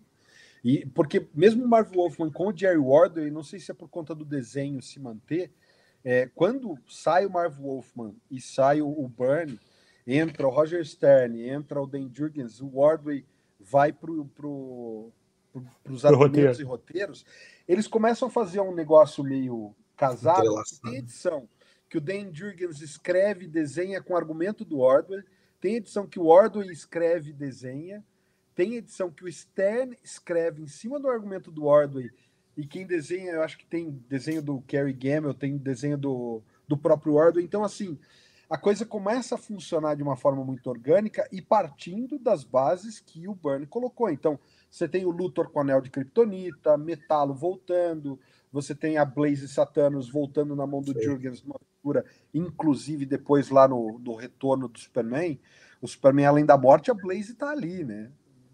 Tocando terror lá no inferno e tal. Então, você percebe que todas essas bases lançadas, o Cadmus, super bem desenvolvido, o Emil Hamilton, que é o professor lá, começa meio que como um vilão, fica preso, começa a surtar, começa a ajudar o Superman, surta, e na mão do Dan Jurgens ele vira, assim, ele tá em toda a história, tem o Emil Hamilton naquela reta final pré-morte, ele tá aparecendo em quase toda a história. Então, assim, é uma coisa que todo mundo que assumiu para escrever depois não olhou e falou assim, tá, isso aqui que o Byrne fez não tá legal, vamos sair longe disso aqui. Não, a galera pega aquelas ideias e vão tentando evoluir elas nas potencialidades. Então, eu acho que é por isso que funciona tanto essa coisa do pós-crise, assim, E eu olhei um comentário que eu acho que é válido pra galera que fica empolgada aí com um desenhista e etc. Tem um desenhista, logo já na saída, né, o Byrne faz uma minissérie chamada Mundos de Krypton, Mundo de Krypton, alguma coisa assim. E o desenhista é só o Mike Mignola, né? Isso tá aí na saga, né? Então, para quem curte o Mignola, cara, é um baita trabalho do Mignola lá que vale a pena ver, assim. Então, são 3, né? São 3, 4. Isso é uma minissériezinha, né? Já no apagar das luzes, né? Porque e o engraçado, tá, curiosidade pra galera, a Abril, na época, publicou junto com o Homem de Aço, então Super-Homem 38 nas bancas, e aí a Abril lançou Super-Homem Especial 1, 2 e 3 com essa minissérie. E aí, na minha cabeça da época, eu achei que, ele fez o Homem de Aço e o mundo de Metrópolis, o mundo de Krypton e o mundo de Smallville, né, na época chamado de Pequenópolis. Tudo junto. E não, cara, nos Estados Unidos isso saiu 2 anos depois, saiu em 87, quando o Byrne saiu do título. Editora Abril, maravilhosa. Editora Abril, cara. E isso tá na saga do Superman lá para o quê? 20, 21? Deixa eu aproveitar e perguntar isso pra você. Não, o que você tá falando? Mundo de Krypton? Mundo de Krypton. Não, é antes, é 12 ou 13, pô. Eles publicam junto com a fase do Byrne mesmo. Não, peraí, você falou que ele saiu na 16, né? Saiu na 14. Na 14, então é na 14. Na 14 ou na 13, cara? É por ali, é nessa Mundo de Metrópolis aí. Na 14, Mundo de Krypton na 13 e Mundo de Smallville na 13 também. Então, 13 e 14. Isso é legal. Isso é bem legal porque ele estava... Cara, a gente não tinha muita noção do que era Krypton, né? Então ele estabelece a mitologia, ok, foi mudada 300 mil vezes depois, o Krypton realmente é uma metamorfose, mas eu acho que ele estabelece o clássico, né? Ele estabelece o que é o Krypton clássico. Né? Deixa eu aproveitar então e perguntar para vocês. Então a gente tem aí o encerramento da fase do Byrne no número 14, a gente tem essas minisséries saindo dentro da edição 13 e 14 aí, como vocês falaram, né? O que vem imediatamente ali, ainda dentro da primeira temporada. Depois a gente vai ter o Mundo Bélico, né? Que sai acho que na edição 16 e 17, não é isso? Qual é esse período que fecha a primeira temporada da saga do Superman? O que tem ali ainda? Então, ali até o final da primeira temporada, cara, tem algumas histórias isoladas bem legais do Jerry Ordway. Volto a dizer que algumas delas ali ainda tem a participação do Mike Mignola. Mas eu acho que o que tem ali de mais bacanudo depois da fase do Byrne é, sem sombra de dúvida, o Superman Exilado no Espaço, que começa no número 16. Né? O Superman Exilado do Espaço, para quem não sabe, o nosso amigo Hulk, Planeta Hulk, lá bebeu muito dessa fonte aí, né, na primeira metade. Mas, cara, é uma história muito legal do Superman. Ele tá... Não sei se eu posso dar tantos spoilers, mas ele tá surtando aqui na Terra, cria uma segunda identidade lá na cabeça dele, e aí ele fala, cara, tô atrapalhando, vou fazer besteira, tô perdendo o controle, vou embora. E aí ele vai embora da Terra, fica vagando até que ele se encontra com o planeta do Mongo, né, o mundo bélico, né, e lá ele é aprisionado e ele é feito de gladiador, é obrigado a lutar lá pela vida dele. Isso é um resumo muito básico. o que é legal dentro dessa história, que tem um monte de nuances, tem um monte de personagem interessante, é a oportunidade da gente ver o Superman que não atua só pela força, né? Então, tanto que ele faz amigos que odiavam ele. Tem um cara que odeia ele dentro da arena, que depois passa a usar uma camisa igual a dele para poder homenagear ele e tal. O Draga. É isso aí. Então, mas o que tem de legal ali? Cara, ali tem a fundação de um negócio que é muito importante para a morte do Superman, que é o Erradicador. Então, ali é a primeira vez que o protótipo do que viria a ser o Erradicador aparece. Então, é uma história que ela tem uma importância dentro da mitologia do Superman muito grande também.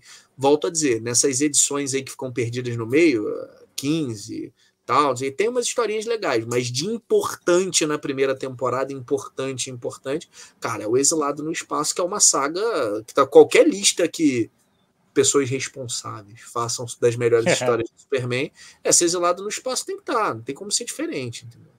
Vale muito a pena. Ô, Lucas, eu vou pontuar 4 coisas, porque, para mim, sem sombra de dúvida, o Exilado no Espaço / Mundo Bélico é a parte mais empolgante para mim dessa primeira temporada aí. Mas eu acho que a gente pode destacar a morte dos Kryptonianos do Mundo Compacto, sim. da Supergirl, porque isso também tem um peso incrível, absurdo, né? É obrigado a matar os 3 kryptonianos que devastaram o Mundo Compacto, que era o mais próximo que a gente tinha de multiverso no pós-crise, né? Isso tá lá na saga do Superman 12 e 13. Essa saga, não, ainda no Burn. É na 12, ainda no Burn. Ainda é Burn. Depois a gente tem de importante, que eu acho legal destacar, o primeiro confronto dele com o Brainiac, sim. E que tem, como você falou, o Erradicador já aparecendo com mais, que é o Dia do Kryptoniano, né? Então tem aquele envolvimento do Erradicador e tal, e aí o surgimento do Brainiac, que é muito louco, porque ele era um mágico de circo, e aí o Brainiac mesmo, o Vrildox, consegue emitir uma onda energética na mente desse cara, então ele começa a possuir o corpo de um cara, de um humano, e aos poucos vai se transformando no que é de fato o Brainiac, como, né, um computador vivo. Aquela trilogia do Brainiac, né? O que o pessoal isso aí. Uhum. E, pô, para quem curte aquelas coisas mais efêmeras, mas que marcam, tem a primeira corrida do século, do pós-crise, que é Superman versus Flash. E aí, diferente do que era na Era de Prata, esse aí motivado pelo duende da quinta dimensão lá, o misto de Pickles fazendo o Superman e o Flash correr pela humanidade. E fechando as pontuações, o primeiro embate contra o Lobo, né? Que eu acho que é divertido, que mostra como o pós-crise não era tão redondinho e não rebutava 100% das coisas. O Lobo lembrava de confrontar o Superman, e quando ele vem atrás do Superman para quebrar o pau com o Superman, não é o Superman, né? Porque ele lembrava de brigar com o Superman da Era de Ouro. Então é muito maneiro, porque o Lobo olha e falou assim, cara, você tá diferente. É maneiro, eu acho bem maneiro essa... Ale, eu sei que a gente está falando de coisas marcantes, mas vou falar para mim como leitor, né? Tem uma história que eu acho que é no final da primeira temporada já, que acho que o Clark ele ia sair do planeta diário, alguma coisa assim, e ele tem uma festa. Eu só falando o contexto, acho que tem uma festa para ele, alguma coisa. Mas eles descobrem que tem uma funcionária lá do planeta diário que cara, tá meio que, acho que a palavra é desabrigada, né? Sem teto, porque gastou o dinheiro todo tentando salvar a mãe de um não sei se era câncer na época, mas alguma doença dessas aí cabulosas que enfim. E aí ele tenta salvar, e aí eles juntam dinheiro para tentar ajudar a mulher. Cara, isso é uma história do Superman, né? Olha que bagulho fora da... Tipo, fora da... Não é o que você espera numa história do Superman, sabe? Tipo, ela tá ali, tá desabrigada, tá sem dinheiro, aí a Lois, o Jim ou o Perry, agora não me lembro. Mas enfim, o Clark tá ali no meio, a galera vai ajudar a mulher por causa da grana dela, né? Por causa do dinheiro que ela perdeu. Pô, eu achei aquilo ali, cara, espetacular. Tem várias historietas, assim, né? Do lado de dramas mais humanos, assim. Então acho que isso é legal, né? Ô, Lucas, o Correio de Metrópolis 1 tá nessa primeira temporada ou já é na segunda? Eu não lembro disso. Rapaz, boa pergunta. O Correio de Metrópolis 1. Eu acho que talvez seja nessa primeira sim, na primeira temporada. Eu vou te falar, cara, a primeira temporada é bem boa, tá? Se você tá assistindo e não quer fazer a segunda temporada, quiser parar na primeira, a primeira temporada, o último volume, cara, tem simplesmente a primeira história do último volume é aquele Fábrica do Mal, né? Que é o... Não é o Fábrica do Mal que eu ia falar, caramba. É o Limites do Poder, que é uma sátira do Dan Jurgens com o acidente do Quarteto Fantástico, mas que vai virar o Super Ciborgue, cara. Que é o Hank Henshaw, isso aí. O Hank Henshaw, que depois vai ser o Super Ciborgue. Muito e, bom. Cara, a outra história que a gente não pode esquecer, que é o Morcego em Metrópolis, é toda uma saga com participação do Batman que termina com o Superman conseguindo o anel de Kryptonita que era do Luthor e entregando para o Batman, dizendo, olha, se algum dia eu perder o controle, alguém dominar a minha mente e tal, alguém precisa ser capaz de me parar. E a única pessoa que eu confio que faria isso é você, entrega o anel de Kryptonita para o Batman, que era um baita de um símbolo da amizade. Os dois, no pós-crise, não tinham aquela amizade próxima que a gente vai ver depois no Peter Tomasi, né? Das famílias indo jantar junto e tal. Não era bem assim a dinâmica entre Batman e Superman, entre Bruce e Clark, mas esse anel simbolizava o tamanho da confiança que o Clark tinha no Bruce, né? Então, a primeira temporada termina bem, cara. E é maneiro que é aquilo que você falou, né, Ale? É tudo muito amarrado. Então, tipo, o Lex Luthor ficou anos com o anel de uma pedra radioativa na mão. Irmão, isso tem que dar merda em algum momento, tem que dar problema em algum momento. E aí, na segunda temporada, você vê o Luthor colhendo os frutos, se é que a gente pode dizer assim, de ficar tanto tempo com o anel na mão. A frase ficou estranha, né? Vai ficar tanto tempo com o anel radioativo ali no dedo. No dedo. Enfim, né? Deu para entender, vocês entenderam o que eu falei. Com o anel no dedo ou com o dedo no anel? O comentário disso, cara, é que a primeira aparição do fragmento de Kryptonita lá, e que o cientista tá lá e fez o anel e tal, o Luthor entra na sala e fala, o cara tá com uma roupa, né, de prevenção à radiação, e ele fala, senhor, não entra assim, sem estar paramentado. Ele, que é isso, essa pedra não faz mal para humanos, a gente já certificou disso. E o cientista fala, não, calma, a gente ainda não tem estudos conclusivos. Ele, tá aqui, mete o anel no dedo e sai, né? E aí você fala, cara, na primeira página, o Burns já joga aquela coisa do... Ele vai usar, mas isso aqui vai dar merda no futuro. Lá na frente. Eu acho sensacional esse tipo de coisa. Muito amarradinho, a gente tá relendo, né? Você começa a pegar coisas que ele planta ali nas primeiras páginas e que vai levar 5, 6 anos para ele desenvolver tudo que estava, sei lá, no escopo da aventura. Maneiro demais. Agora, senhores, deixa eu interromper vocês aí para a gente poder avançar no tempo, né? A gente está entrando na segunda temporada do Superman e outros artistas, como vocês já mencionaram, assumem o título e continuam aí o trabalho iniciado pelo Byrne, que fundamentou, né, fez as bases do que viria a ser o Superman. A gente tem um evento mais para frente, que é o casamento do Superman com a Lois, vai seguir um pouco mais para frente desse momento aí, e a gente vai ter o avançar dos anos 90 chegando na morte. A morte rende um programa só dela, então a gente não vai se aprofundar na morte, né? Acho que morte rende um programa só para falar sobre a morte do Superman, a gente deixa um podcast separado para isso. Deem uma pincelada aí rápida no casamento e tal, e nesse período até a morte, que é o período que está compreendendo essa fase da segunda temporada e até onde ela deve ir, né? A gente acredita, espera e sonha que chegue na morte, para depois a gente ainda pegar o finalzinho aqui, para a gente fazer algumas lembranças do que vem pós-morte. E mais um adendo. Diga lá. Quando é que o Superman entra para a Liga da Justiça?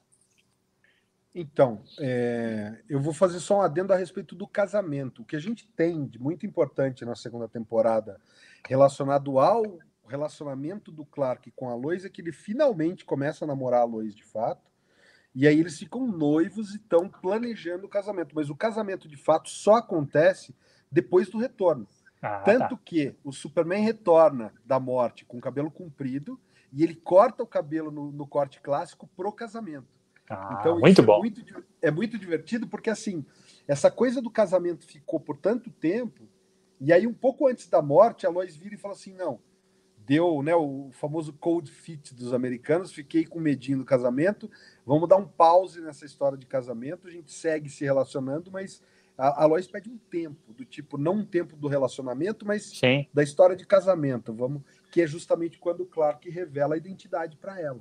Então, mais legal. do que o casamento nessa segunda temporada, antes da morte, é a revelação da identidade. Cadê a edição 5, que me prometeram já tem uns meses e não tá na banca? Cadê? Calma, tá chegando. Tá chegando. Não, mas brincadeiras à parte, queria só lembrar de uma parada, né, Alê? Por que esse casamento não aconteceu na época? Porque queriam casar o casamento dos quadrinhos com um seriado famoso da época, que era o Lois e Clark, né, cara? Então isso é muito maneiro, né? Eu não sei vocês, eu via Lois e Clark no SBT direto, cara, direto. Eu adorava aquela porra daquele E vou seriado. te falar, Lucas, a eu gente tive. via antes de você, porque a gente via esse material na Globo, nos domingos.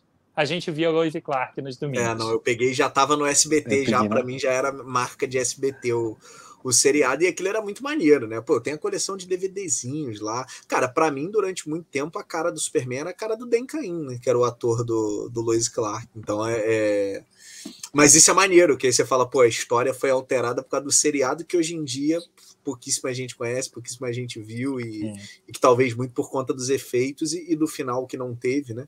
Talvez ele tenha ficado datado, mas isso é engraçado, né? Eu gostava muito da Terry. Cara, até hoje, aquela atriz, a Terry Hatcher, né? Terry Hatcher, até hoje ela é a cara da Lois Lane definitiva pra mim, cara. Não tem. Eu falo, irmão, muito Lois Lane. Quando você pensa assim, cara, qual é a cara da Lois Lane? É aquela mulher ali, meu irmão. Não tem jeito, não tem outra. É ela, cara. Eu acho bizarro isso.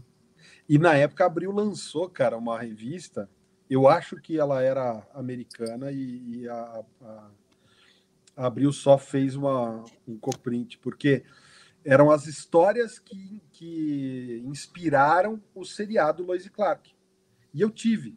Chamava Lois e Clark, As Aventuras do Superman número 1, lançado em 96 pela Abril. E eram, cara, histórias do Man of Steel número 2, do Byrne. Eram todas essas histórias que exigiam menos efeitos especiais e que tinham o Super resolvendo problemas mais urbanos ou mais familiares. E aí eu comprei, achei legal pra caramba. Tinha 200 e tantas páginas a revista. Quando eu vi, era tudo repetida do que eu tinha lido na mensal. Aí eu peguei e me desfiz. E hoje eu teria ela com prazer repetida na coleção. Sabemos que você teria hoje. Porque, cara, é um material que inspirou o roteiro da série, os roteiros da série. E de fato, você lê as histórias ali e fala, cara, tem bem esse clima da série mesmo. Muito maneiro. Muito bom. E, cara, essa segunda temporada, na minha opinião, ela tá recheada daquelas edições que, se você pega solta, ela funciona bem.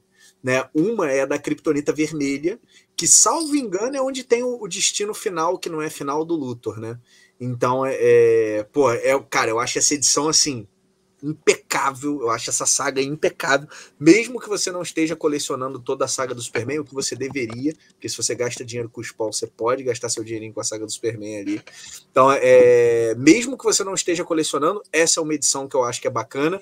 A edição 4 também, acho que é a 4, né, Ale? Que é o bom, o mal e o feio. Pô, essa edição é legal demais também, porque tem uma história do Superman, pra quem curte o Guy Gardner e tal, cara, é uma história que é maneira também. Eu curto, tem umas histórias ali bacanudas. E, cara, acho que essa edição A5, que a Panini tanto tá prometendo, ela é uma edição icônica, porque é o Superman contando pra Lois Lane, o Clark contando pra Lois Lane que ele é o Superman. Cara, é isso, né? Eu falo, porra, coisas icônicas que podiam acontecer. Porra, essa é uma, cara. Então, sim, com certeza. E é uma história maneira, é uma história bem contada, e eu acho que é uma das capas mais bonitas que a gente tem da revista do Superman, que é a Lois Lane tirando o óculos ali só é ela com óculos na mão, assim, né? Cara, eu acho aquilo ali e o S refletindo no óculos. Eu acho aquela capa ali... Essa capa não saiu no Brasil, né? Saiu na editora Abril? Eu tenho quase certeza que saiu, porque eu lembro dela da época, cara. Então tá. Eu não sei, ela é tão icônica, cara, que eu não... Eu conheço ela, mas não lembro dela. Pelo menos na minha pequena coleção do Superman, que eu tenho poucos números, eu sei que ela não está. Mas vamos lá.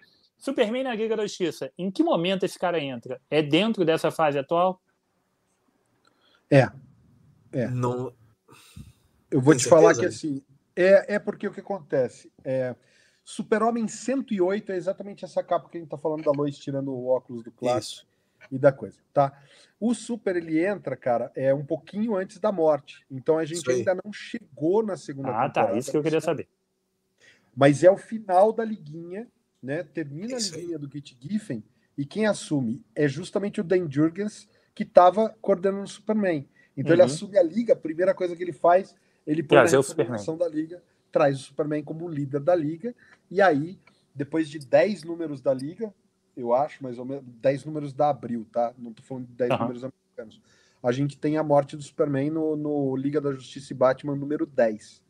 Então, show de bola. Então, estabelece essa base aí. Então a gente tem aí a segunda temporada caminhando, a gente vai ter a Lois descobrindo que ele é o Super, esse noivado, a gente chega no ponto que ele volta para a Liga, vem a morte, como falei para vocês, a gente não vai entrar nesse vespeiro, porque isso rende um programa só para ele, né? Ele retorna, tem a revanche, porrada estanca, toda aquela fase que a gente conhece, ele vai casar. O que a gente tem depois, cara? A gente tem aí um período que tem algumas coisas, né? A gente tem o Superman elétrico, a gente tem DC 1 milhão, a gente tem outras coisas. A gente não tem mais muito tempo de programa, mas o que é legal a gente relembrar aí, a gente trazer do pós esses momentos tão marcantes ali que envolvem a morte e tudo isso, até a gente chegar na reta final do Flashpoint. Uma parada que eu curti muito, cara, na época, e que eu adoro reler, é o Superman sem controle do corpo dele, porque depois do retorno, né, ele toma uma rajada de energia que super energiza ele, só que o corpo dele começa a ficar aí. Muito forte, né? Ele começa a absorver a energia solar com muita facilidade. Ele é desenhado pelo Todd McFarlane, Barba. Ele fica desenhado pelo Todd McFarlane com aquele padrão de corpo gigantesco. Tem uma capa que é incrível, assim, né? Que ele tá cheio de veias, né? Com as veias todas estourando. E eu acho muito maneiro que a solução é ele se deixar ser drenado pelo Parasita, e a partir desse momento o Parasita, que tinha um corpinho normal, passa a ser aquele bicho gigantesco. Brucutuzão. Então, curiosidade. Isso aí. Eu acho curiosidade.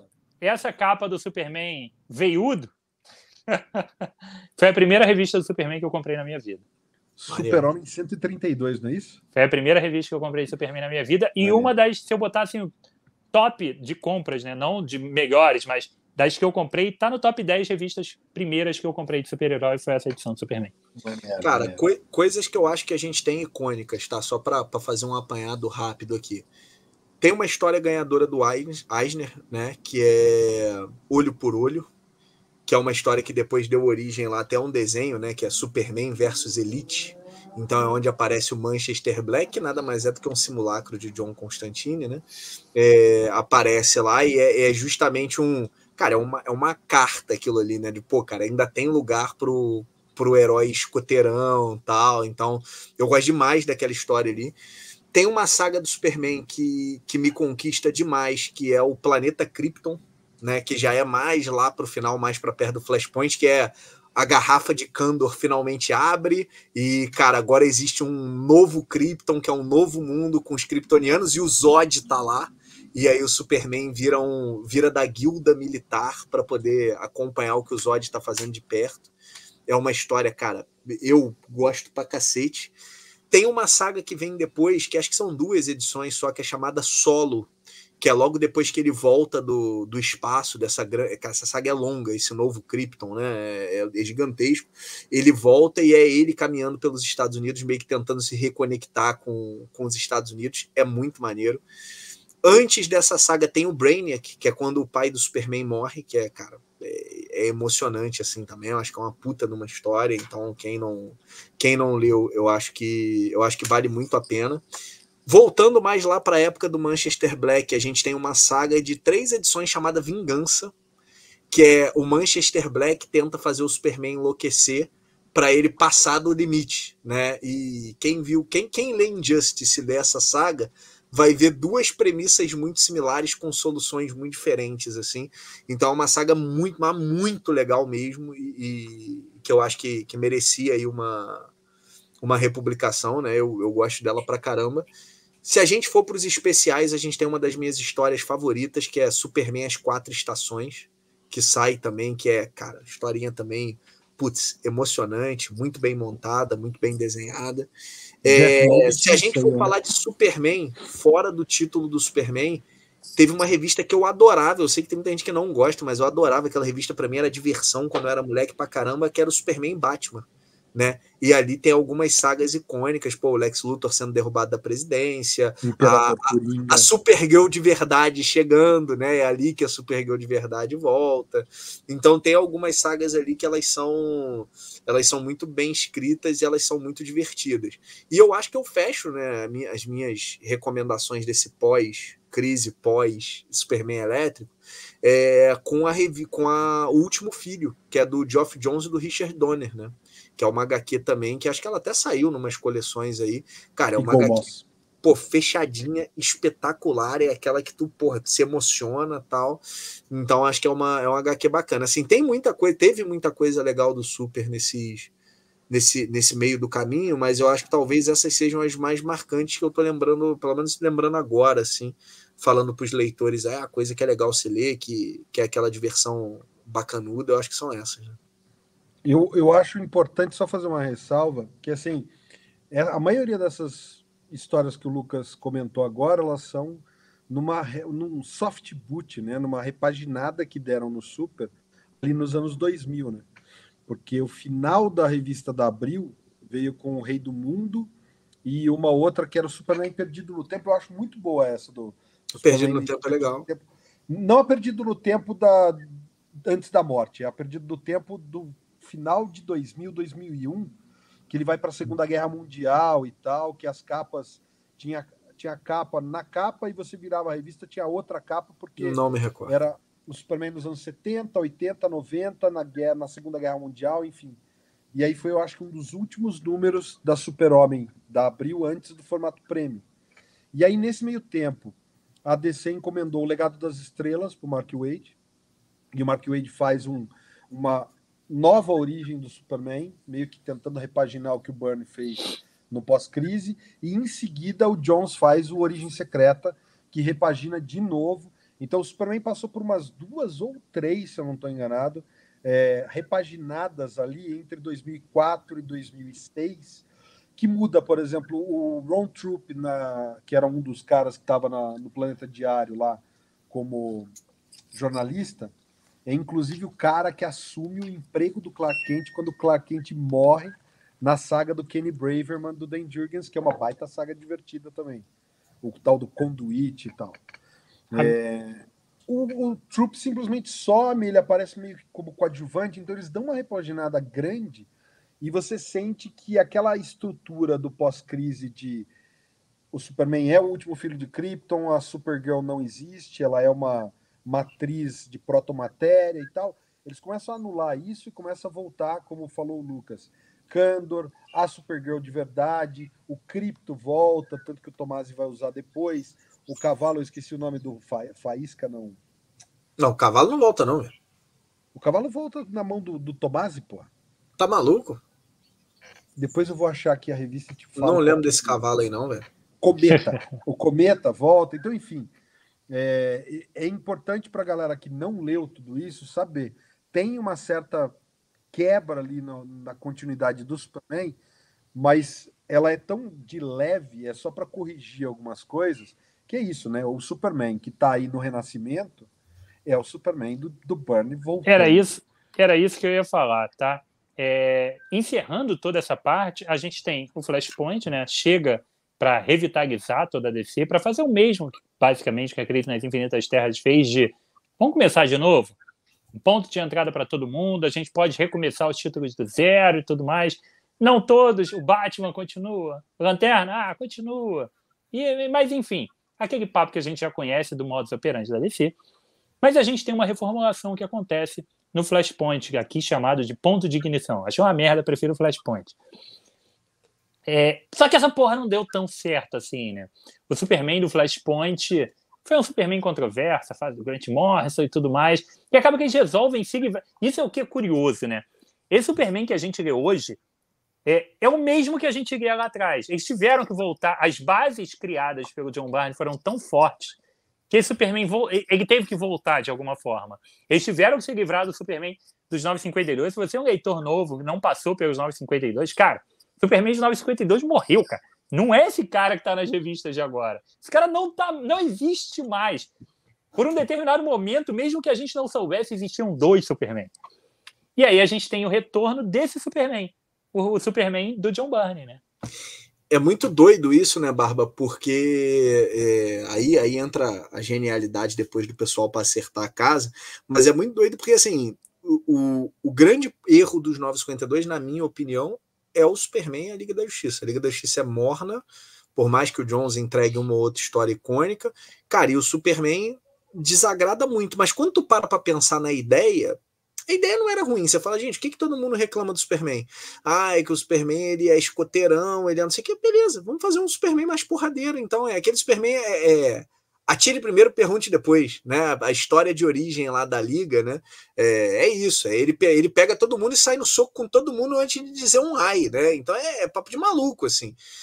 E aí a mesma galera que falava, tem que modernizar, tal, essa mesma galera rejeita a ideia. Eu acho isso muito louco, né? Você fala, cara, a ideia não é... Eu gosto do Superman clássico, mas para a ideia, para o que as pessoas queriam, cara, beleza, ao César o que é de César, né? Então, show de bola, deixa arder. E a galera não curte, e aí a ponto deles usarem aquela saga pavorosa Convergência para trazer de volta o Superman clássico, né? Aí vira o Super Pai, para trazer ele de volta, para depois matar o Superman novo, e depois de matar o Superman novo, eles criam uma história interessante, bem contundente, criam uma história lá para explicar que não, cara, na verdade o Superman tinha sido dividido em 2 e aí ficou um lado legal e o outro lado sequelado, e agora eles uniram de novo e tudo certo, né? Então eu sempre falo isso, cara, pra galera, o final do Renascimento, o final dos 952, não é no Renascimento. O final dos 952 é na revista do Superman, na mão do Peter Tomasi. Ali é que você tem o final, que você tem uma página lindíssima, um splash de 2 páginas lá, mostrando, agora o Superman é um só de novo, o mundo foi reunificado e tal, e tá aqui como é que foi a vida dele e tal, não sei o que. Então é muito maneiro isso, né? E é legal que eles trazem... não republica em encadernado essa porra nunca. Não, é legal que eles trazem o Superman casado com a Lois e com o filho, né? A partir daqui a gente passa até as aventuras do Jonathan, né? Ele vem... Super pai. Rapaz, e a primeira muito história, depois eles fizeram meio que um retcon, a Lois está grávida e quem vai fazer o parto é o Thomas Wayne, o Batman do ponto de ignição. E aí ele se recusa lá, no fim é o próprio Clark que faz o parto. E eu acho maneiro pra caramba, naquele encadernado do Lois e Clark do Dan Jurgens lá. Eu acho muito bom. Essa edição é muito boa, Tem review depois, aqui no canal. Quando eles unificam a história, né? Não sei se tu lembra, né, Lê? Mas a Liga da Justiça toda se mobiliza para patrulhar o planeta para o Superman poder ter o dia ali e acompanhar o parto da Lois. Cara, enfim, é genial. E aí sim, cara, eu adoro tudo que a gente tava falando aqui, a galera que tá ouvindo a gente, tudo que a gente tava falando do Byrne, essas histórias, mas, cara, o Tomasi para mim Tomasi é absoluto, porra, tem história que não tem vilão, meu irmão. Que porra de revista de super-herói que tu pega, que a história não tem vilão e a história é boa? Pô, tem umas histórias que é o Superman viajando com o filho pelos Estados Unidos, porra, conectando ele com a história americana, tu fala, caraca, olha o que o cara tá entregando na revista do Superman e eu tô gostando. Então o Tomasi, ele brinca aí. Galera, para encerrar, tá? Lucas, você tem 1 minuto para fazer um rápido discurso sobre Superman elétrico, que eu sei que tu curte muito, pra gente terminar o programa. Jogo rápido. Galera, Superman elétrico é uma reformulação ali da década de 90. É uma reformulação interessante. É para ser um pouco fora da casinha. Essa é uma daquelas histórias que todo mundo fala mal, mas pouquíssima gente leu. As histórias, elas não são ruins se você estiver disposto a embarcar na ideia de que tem um Superman diferente, com poderes diferentes, com uma pegada diferente. Para mim, funciona e funciona muito bem. É uma fase relativamente curta e dá pra gente embarcar. Eu acho que ela descamba mais quando o Superman elétrico se divide em 2. Ali a coisa fica meio esquisita. Vermelho e azul. Mas até essa divisão, enquanto é o Superman azul, elétrico azul ali e tal, cara, é uma fase que funciona bem, é divertido ver o Superman reaprendendo os próprios poderes. Ele é muito bem utilizado pelo Morrison na Liga, então, para quem não leu a saga da Liga da Justiça lá, tem umas histórias legais com o Superman elétrico. Enfim, se chegar na saga do Superman essa fase, compra, que eu acho que você vai se surpreender. Muito bom. Ale, quer dar uma última palavra sobre o Superman pós-crise? Cara, eu sou suspeito para falar porque é a minha fase favorita do Superman e, como disse o Lucas, cara, Tomasi, a run do Tomasi, ela é magnífica, mas ela não teria como existir se não fosse a base do Byrne. Então, assim, cara, eu fico muito feliz deles terem tomado essa decisão editorial de trazer esse Super de volta, porque, cara, ler o Super hoje e saber que ele é uma continuação daquilo, dá uma outra, sabe? Eu gosto muito dessa noção de legado, então eu fecho com isso, cara. O Superman de hoje é aquele do Byrne e isso me anima muito. Muito bom. Panini, vamos seguir com essa saga do Superman até a morte, hein? Ó, queda do morcego, saga do clone, tá tudo, ó, filezinho. A gente quer a morte do Superman completa no formato saga e na banca como tem que ser. Fica aí o recado para todos vocês. Espero que tenham curtido mais um programa aqui, mais um podcast disponível às 6 da tarde no canal da Ultimato do Bacon, né? Lá no YouTube, completinho. E às 9 da noite, se você quiser acompanhar a estreia, perdi, estava no trabalho, mas quero chat, quero acompanhar, 9 da noite, no canal do Bárbaro, pelas Barbas de Odin. Lembrando que está em áudio no Deezer, no Spotify e no Amazon Music. Semana que vem a gente está de volta. E se curtiu a ideia do pós-crise, fala aí pra gente, que a gente traz mais personagens para essa brincadeira. Aqui comigo, Rodrigo, Alexandre e Lucas. Mais um BarbaCast da UB Editora. Até a próxima. Valeu. Tchau. Valeu.